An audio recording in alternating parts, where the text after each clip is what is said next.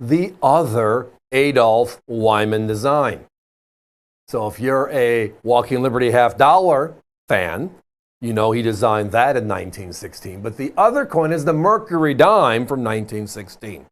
Go figure. Two beautiful coins, two currently on other types of coins, and they're the same designer. Well, tonight, how many of you knew they made proof Mercury dimes? I mean, American proof sets were not until 1950. And the Mercury dime ended in 46. We made no proofs during the war years. So what happened? Well, there was a small number of coins, very small, from 1936 through 1942.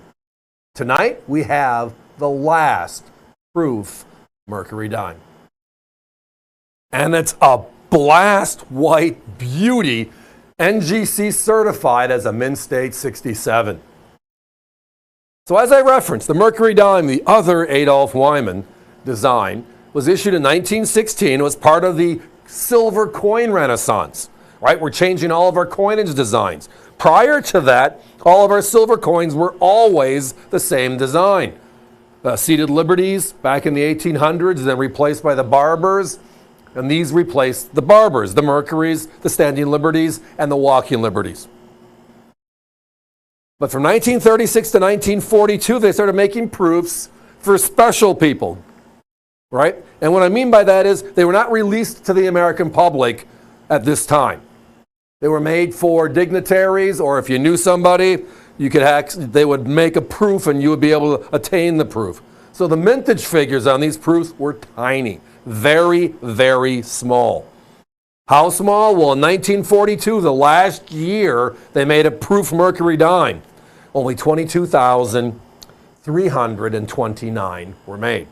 Think about that number. If the U.S. Mint released something today that was affordable, not a $3,000 gold piece, and they made only 22,000 of them, how fast would that disappear? You go back over 3/4 of a century, and there are a few of them that are just wow when you look at it.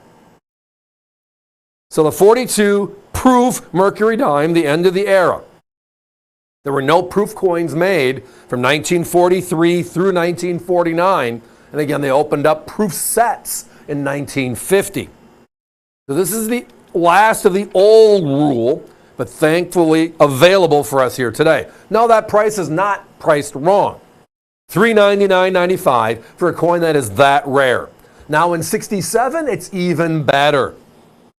The number as of today is 1,213, 1213. That is how few of these are known to exist in the world, and NGC's been doing this for 35 years. Break that down. Tiny, tiny numbers. Now, the Mercury dime in proof was made for 7 years, 1936 through 1942. Again, this is the last of its kind, the bookend, the end of the era.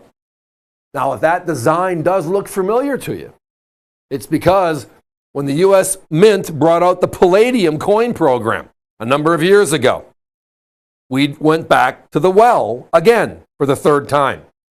What I mean by that is in 1986, the American Eagle Act, which was for silver and gold coins, we took the Walking Liberty $50 as the silver eagle, and we took the St. Gaudens as the gold eagle. We just captured the design and reused it.